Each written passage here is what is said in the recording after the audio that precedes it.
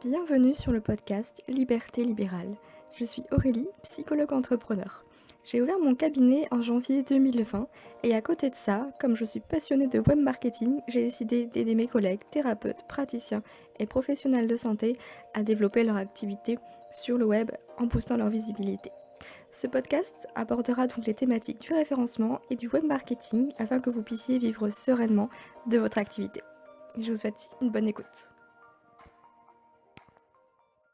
Bonjour à tous et bienvenue dans l'épisode numéro 9 du podcast Liberté libérale. Je suis ravie de vous retrouver aujourd'hui. Alors ça fait un petit moment que je ne vous ai pas mis en ligne de podcast, donc on va reprendre un petit peu le rythme habituel, c'est-à-dire 2 podcasts par mois, en tout cas pour l'instant. Et aujourd'hui j'avais envie d'aborder avec vous la question de l'importance d'avoir un site internet. Parce que du coup, nouvelle année, peut-être nouveau projet, de s'installer en libéral, etc. Et on se demande bien par quoi commencer. Et souvent, on pense effectivement au site internet, on se demande un petit peu est-ce que c'est vraiment nécessaire ou pas. Parce que quand on n'y connaît rien et qu'on fait des devis, ça fait très très mal.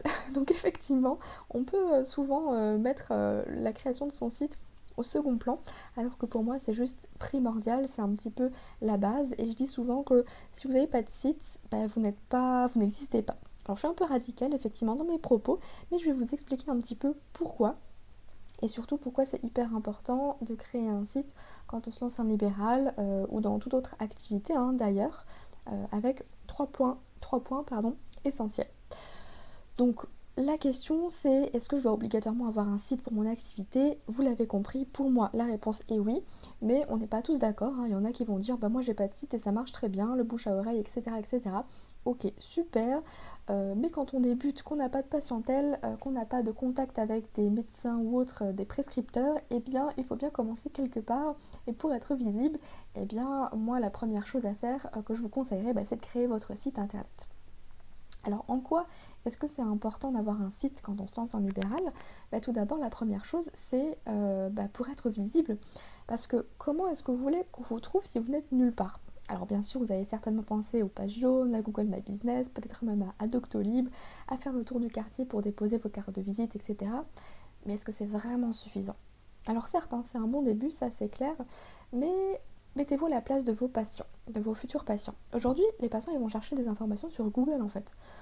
L'annuaire, ça c'est obsolète, ils vont pas forcément en parler à des professionnels de santé ou à leur entourage, à la boulangère, pharmacienne, etc. Parce que notamment si on a envie de consulter un psychologue, des fois ça peut être encore un peu tabou, donc on n'a pas forcément envie de crier sur tous les toits et de demander à son voisin « t'aurais pas un bon psy à me recommander ?» En général, ça se passe pas comme ça. Donc c'est plus dans ce côté qu'on va chercher des infos sur internet notamment, ou même sur les réseaux sociaux. On en reparlera ça des réseaux sociaux dans un autre podcast, je pense.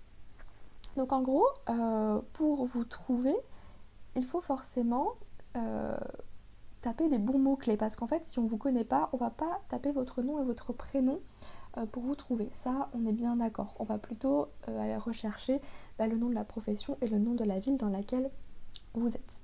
Donc vous aurez beaucoup plus de chances de remonter dans les résultats de recherche Google avec le nom de votre profession et votre lieu d'exercice. Par exemple, Hypnose Bordeaux, ça sera beaucoup plus recherché que votre nom et votre prénom. Ça paraît logique, n'est-ce pas ? Donc ces informations-là, vous voyez, vous pouvez les intégrer dans votre site internet. Alors il y a 2 écoles pour déterminer le nom de votre site. Ça peut être soit votre nom, tout simple, soit votre profession.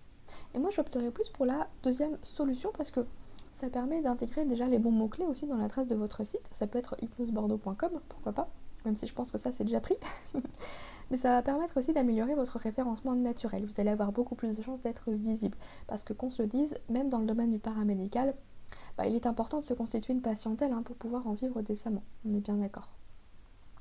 Voilà, vous pouvez faire un mixte, c'est-à-dire votre nom, votre profession et votre ville. Alors moi j'aurais pu mettre par exemple Aurélie, hypnosebordeaux.fr.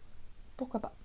Par contre, évitez les noms à rallonge parce que plus c'est court, plus c'est facile à retenir. Et c'est quand même beaucoup plus sympa que les potentiels patients puissent retenir le nom de notre site pour avoir toutes les infos nécessaires pour nous trouver et pour prendre rendez-vous avec nous après.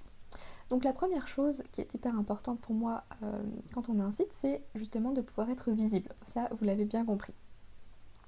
La deuxième chose, c'est la confiance, parce que le deuxième avantage non négligeable à avoir votre propre site internet, c'est d'inspirer confiance. Et la confiance, c'est la base d'une bonne relation entre le praticien et le patient. Je pense que vous serez d'accord avec moi. Imaginons que vous cherchez une diététicienne et que vous avez le choix entre deux personnes. Alors, la première personne, elle a un site internet qui met en avant son parcours, ses compétences, sa photo éventuellement, des photos du cabinet dans lequel elle vous reçoit. Et la deuxième personne, eh bien, elle a juste un nom, un prénom et puis c'est tout. Vers qui est-ce que vous allez naturellement vous diriger ? Je pense sans hésiter que c'est la première. Tout simplement parce que vous avez récolté assez d'informations sur la première personne, que ça a pu répondre à certaines de vos interrogations et donc que ça vous a rassuré. Donc la question de la compétence, elle n'est même pas abordée là parce qu'on n'a aucune manière de pouvoir comparer deux personnes sur leurs compétences, à part peut-être de se fier aux avis des internautes, pourquoi pas. Mais déjà ça, avoir le maximum d'infos, aussi neutre possible, hein, comme dit la formation, les diplômes, les expériences, etc. Bah déjà ça, on entre un petit peu dans l'univers du professionnel qu'on a envie de consulter. Donc déjà, on fait un premier pas, ça nous met en confiance. Sachez également que la présence d'une photo, ça va rassurer également parce qu'on sait un petit peu à qui on va avoir affaire avant même de prendre rendez-vous. Alors si vous êtes sur les réseaux sociaux, on a peut-être déjà pu vous entendre, vous voir par vidéo, etc. Ça c'est le top parce que du coup il y a déjà une relation qui se crée avant même que la personne elle puisse venir vous voir. Donc encore une fois il y a le côté confiance, rassurant. Et on fonctionne tous de la même manière dans notre vie perso et dans notre vie professionnelle. La première impression, c'est souvent celle qui va guider un petit peu nos actions par la suite. Donc on a tous plus ou moins d'affinité avec une certaine personne, que ce soit dans le physique, dans la façon dont elle nous parle, dans la façon dont elle bouge, les mots qu'elle emploie, etc., etc.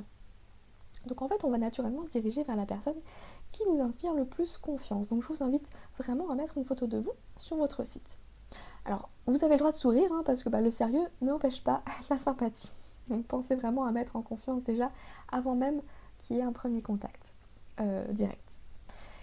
Vous pouvez aussi mettre en avant vos diplômes, les différentes expériences, comme on l'a dit tout à l'heure, afin de mettre encore une fois votre futur patient en confiance, en lui montrant que vous avez les qualités nécessaires pour répondre à sa problématique. Donc ça, la confiance, c'est le deuxième point hyper important qui va permettre justement d'instaurer la confiance quand vous avez un site internet, à condition bien sûr de le faire correctement. Enfin, le troisième point sur lequel je voulais insister, c'est l'expertise. Parce que la présence de vos diplômes et de vos expériences démontre aussi de votre expertise dans un domaine précis. Et j'ai envie d'aller encore plus loin. Je vous invite vraiment à créer un blog sur votre site professionnel afin d'aborder les problématiques que rencontrent vos patients. Cela vous permettra de prouver que vous savez de quoi vous parlez déjà, mais aussi d'être encore plus visible dans Google, puisque les patients vont être plus susceptibles peut-être de rechercher une solution pour apprendre à gérer leur stress eux-mêmes dans un premier temps. Et si jamais c'est pas suffisant, là, ils vont faire appel à un professionnel qui pourra l'aider à gérer leur stress. Donc si vous écrivez un article sur comment gérer son stress en 5 minutes par jour, pourquoi pas, c'est déjà une première porte d'entrée dans votre univers. Et même si la personne, elle vient pas prendre rendez-vous immédiatement avec vous, il y a déjà un premier lien qui se crée. Et si vous apparaissez plusieurs fois dans les recherches Google de cette personne-là par rapport à plusieurs problématiques, du coup, elle va commencer à être habituée à vous voir et à se dire, tiens, elle sait de quoi elle parle, et potentiellement, si un jour la personne a besoin de consulter, c'est automatiquement vers vous qu'elle va se diriger, en fait. Et si on reprend l'exemple de la diététicienne, un patient serait peut-être plus susceptible de rechercher dans un premier temps la requête comment manger équilibré sur Google avant de chercher une diététicienne dans sa ville. Donc la première visite sur votre site, elle ne va pas forcément déclencher comme une prise de rendez-vous immédiate, mais elle va créer un climat de confiance. Et c'est à ce moment-là qu'elle retournera certainement chercher d'autres informations auprès de vous, plutôt qu'un autre à ce moment-là. Et pareil pour les réseaux sociaux qui vous permettent d'être visible, de démontrer votre expertise à travers des publications qui répondent à des problématiques bien précises. Parce que qu'on se le dise, le patient en fait il s'en fiche de la manière dont vous allez l'aider à aller mieux, des outils que vous allez utiliser. Il va juste avoir envie de savoir que vous pouvez l'aider et qu'il va pouvoir s'en sortir, aller bien dans X temps. Alors ok, une thérapie c'est compliqué de déterminer dans combien de temps on ira mieux, mais le patient il a plutôt envie de savoir que du coup vous pouvez l'aider et pas comment vous pouvez l'aider. Parce que si vous sortez un peu tout votre attirail, que vous faites de l'hypnose, de l'EFT et compagnie, lui, ces mots-là, il sait même pas ce que ça veut dire en fait. Donc peu importe, il vous fait confiance, vous êtes le professionnel, donc il s'en remet à vous pour justement aller mieux à ce moment-là. Donc vraiment pensez à parler des problèmes que le patient rencontre plutôt que de vos outils. Chose qu'on a tendance à faire parce que c'est rassurant. On est beaucoup plus à l'aise de parler un petit peu de ce dont on connaît en termes d'outils, de pratiques, etc. parce que c'est ce qu'on fait au quotidien. Mais du coup, il faut se mettre à la place de l'autre. Et c'est ça qui est peut-être le plus compliqué. Et c'est là où vous avez une marge de manœuvre parce que la plupart des praticiens, malheureusement, mettent en avant leurs outils, leurs techniques, leurs thérapies, etc. Mais voilà, ça parle pas forcément. Vous voyez le lien de confiance là, on est à des années-lumière. On a l'impression que du coup, on a un professionnel devant nous, il parle une langue qu'on ne connaît pas, donc du coup, on rentre pas dans ce monde-là, dans cet univers. On n'est pas rassuré, on n'a pas forcément ce lien de confiance qui s'installe, donc du coup, on va voir ailleurs. Et du coup, on ira voir chez vous parce que vous parlez le langage du patient, tout simplement. Donc ne vous mettez pas dans ce rôle d'expert parce que de toute façon, on n'est pas là pour montrer qu'on sait, même si j'ai parlé d'expertise tout à l'heure, mais c'est plus dans le but d'accompagner la personne, de savoir réellement ce qu'on fait, mais du coup en parlant, en utilisant les mots du patient, réellement. Et sachez que votre spécialité, c'est aussi votre plus grand atout. Ça ne va pas réduire votre patientèle, au contraire. En fait, si vous avez envie de communiquer sur un blog, sur les réseaux sociaux, sur votre site, etc., choisissez principalement un axe de communication, c'est-à-dire une problématique dans laquelle vous pouvez, entre guillemets, vous spécialiser pour permettre de ressortir bien mieux dans les résultats de recherche Google. Parce que si vous parlez un peu de tout, ça fait un peu fouillis, c'est un peu compliqué. Donc n'hésitez pas à axer sur, par exemple, juste la gestion du stress, ça n'empêchera pas d'autres patients de venir vous voir. Pour vous expliquer, moi j'axe ma communication sur la perte de poids. En cabinet, j'ai très peu de perte de poids. Clairement, ça doit constituer même pas 10% de ma patientèle, des problématiques. Donc ça n'empêche absolument pas. Donc voilà ce que j'avais envie de partager avec vous aujourd'hui. Donc vous l'aurez compris, la création d'un site professionnel est pour moi juste indispensable, qu'importe le domaine dans lequel vous exercez. Il vous permet à la fois d'être visible, d'établir la confiance et de vous poser en tant qu'expert entre guillemets dans votre domaine. Et donc ça permet aussi un peu de savoir à vos patients quelle sauce ils vont être mangés en quelque sorte. Voilà un petit peu pour l'importance d'avoir un site internet. Donc vous l'avez compris, pour moi si vous n'avez pas de site, vous n'existez pas. Je sais bien que c'est comme ma vision des choses, mais après vous en faites ce que vous voulez. On est quand même en 2021, donc là où le digital prend de plus en plus de place, je pense que si vous ne vous mettez pas sur internet dès maintenant, petit à petit vous risquez de couler un petit peu ou d'être passé aux oubliettes. Donc on parlera dans un prochain épisode de comment créer un site, etc. Parce qu'apparemment c'est très demandé du coup. On ne sait pas trop par quoi commencer, vers quelle plateforme se diriger, etc. Donc je vous en parlerai prochainement. En attendant, n'hésitez pas, vous pouvez tout à fait rejoindre la communauté dans le groupe Facebook pour avoir d'autres conseils en termes de visibilité. Et puis aussi rejoindre la newsletter dans laquelle chaque mois j'envoie mon bilan, en fait, vraiment mon chiffre d'affaires, etc. Je partage tout en toute transparence avec vous. Je vous mettrai le lien dans les notes de l'épisode. Et puis en attendant, moi je vous souhaite très belle continuation et puis je vous dis à très bientôt.